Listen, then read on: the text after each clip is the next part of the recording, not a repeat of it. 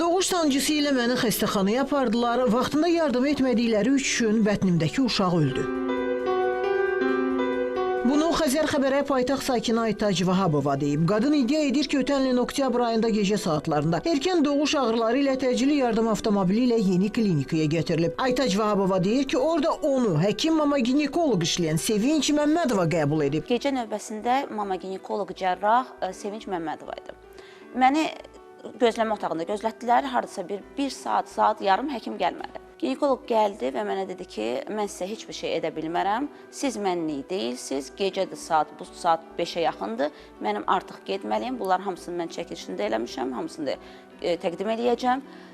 Mən getməliyəm səhər saatlarında. Siz sabah gedin. Əgər işdir sabah sağ qalsaz, bətninizdəki övlad da sağ qalarsa, o zaman təzədən müraciət edərsiniz. Səhər növbəsində kim olacaqsa ona. Aytac Vahabova həkim mama ginekoloq Sevinç Məmmədovanın ona yardım etməməsini həmin vaxt telefonla da çəkib, həmin kadrları bizə də təqdim etdi.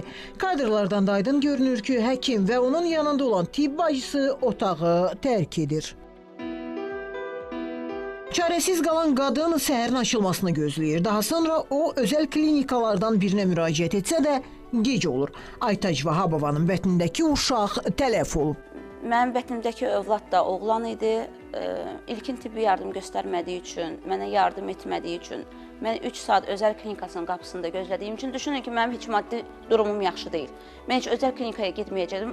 Elə yeni klinikasının qapısında mən də can verəcəkdim. Çünki mənim də canım üçün, mənim də həyatım üçün ciddi xəta gözlənildi, ciddi zərər gəlmişdi. Mən getdim özəl klinikaya, orada 3 gün, əməliyyatdan sonra 3 gün reanimasiyada yatdım. Öz oğul övladımı itirdim. Bu hadisə ilə bağlı yeni klinikaya müraciət etdi. Klinikadan bildirdilər ki, ünvanladığımız sorğu barəsində araşdırma aparılıb, yaxın günlərdə rəsmi cavab veriləcək.